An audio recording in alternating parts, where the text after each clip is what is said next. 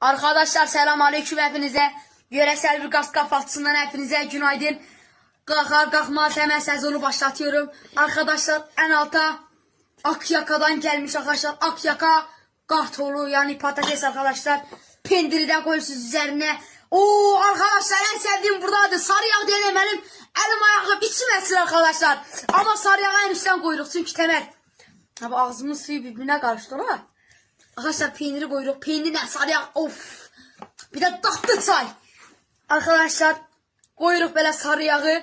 Yayırık etrafına arkadaşlar. Arkadaşlar başka bir şey kalmıyor. Arasını yapırsınız arkadaşlar. Tatlı çayınızı karıştırırsınız. Tabi bu arada ağzınızdan sular akabilir. Patatesi kaldırırsınız o yani. Getirirsiniz bunu. Çay kaşığını koyuyorsunuz yine.